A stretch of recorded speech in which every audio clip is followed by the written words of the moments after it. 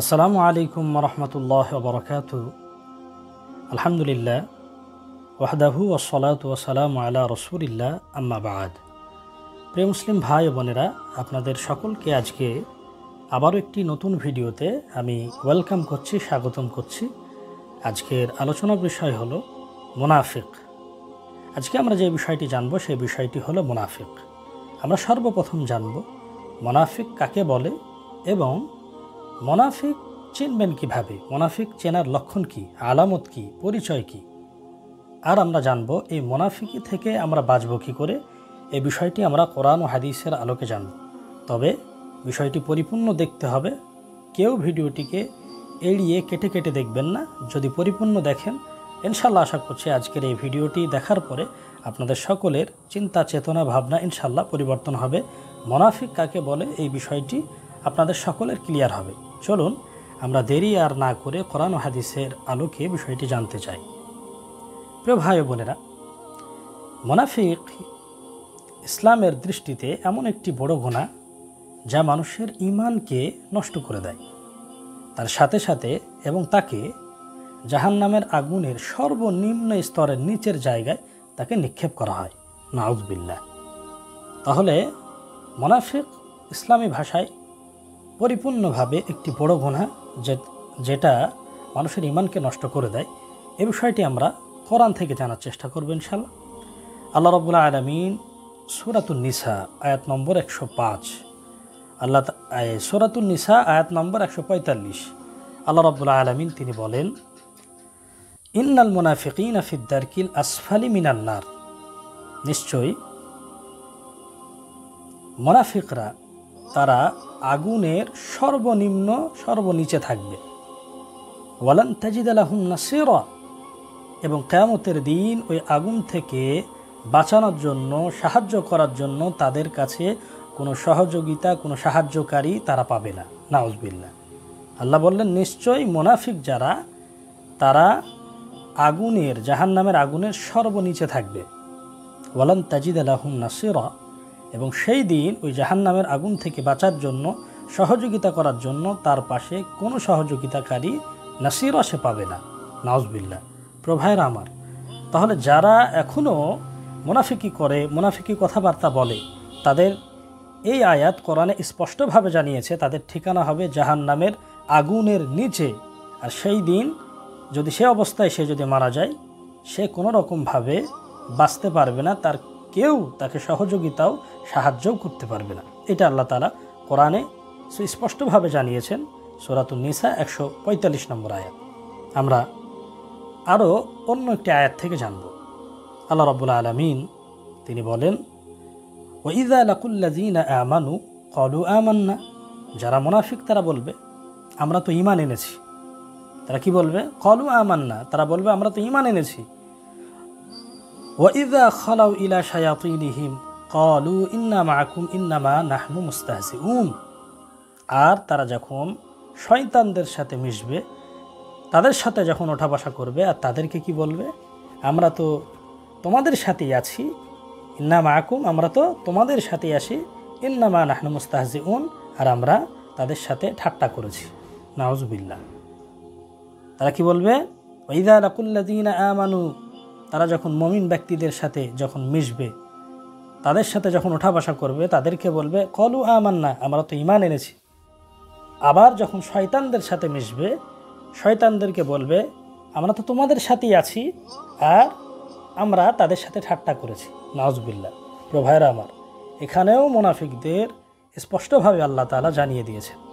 এখন বিষয় হলো এইটা যে আপনি মুনাফিক একটা ব্যক্তি, সে যে মুনাফিক, এটা বুঝবেন কিভাবে? মুনাফিকের লক্ষণ কি, মুনাফিকের আলামত কি?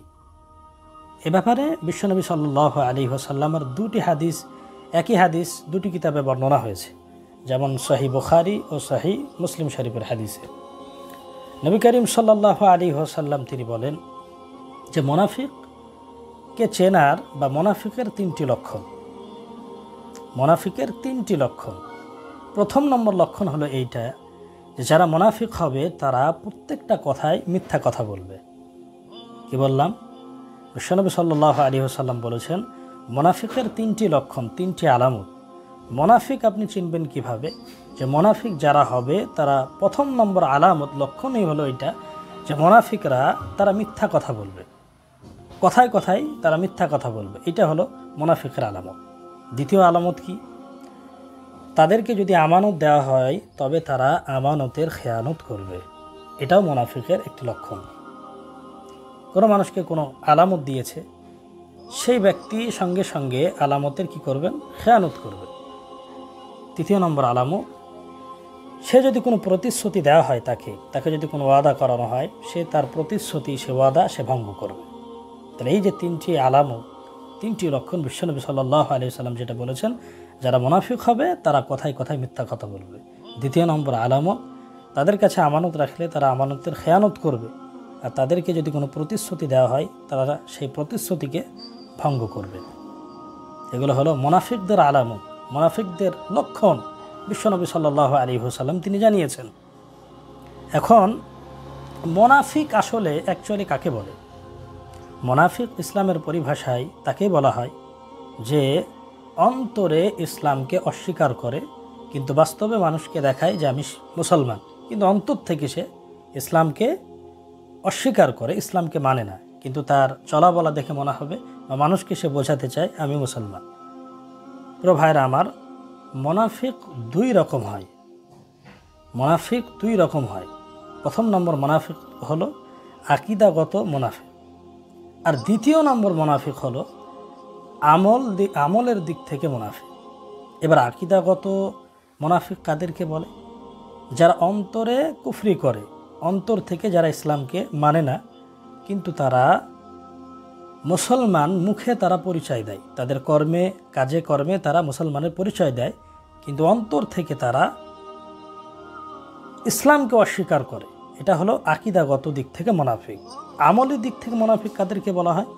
যারা ঈমান তো আছে অন্তরে, কিন্তু তারা তাদের উঠা বসা কর্ম, তাদের মুখের কথাবার্তা দেখে মনে হবে এ ব্যক্তি মুনাফিক। এটা হলো আমলের দিক থেকে মুনাফিক, যে অন্তরে তাদের ঈমান আছে কিন্তু ওঠা বসা চলাফেরা চরিত্র দেখে এমন মানুষকে বোঝাবে যে সে মুনাফিক।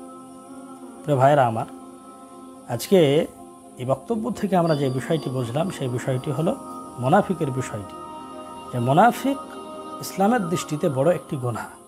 এই গুনাহ থেকে আমাদেরকে বাঁচতে হবে। কি করে বাঁচবেন? মুনাফিকের গুনাহ থেকে বাঁচার উপায় হলো এই, যে প্রত্যেকটা কথায় কাজে কর্মে সব কিছুতে আপনাকে সৎ হতে হবে, আর আল্লাহ রাব্বুল আলামিনের কাছে তওবা করতে হবে।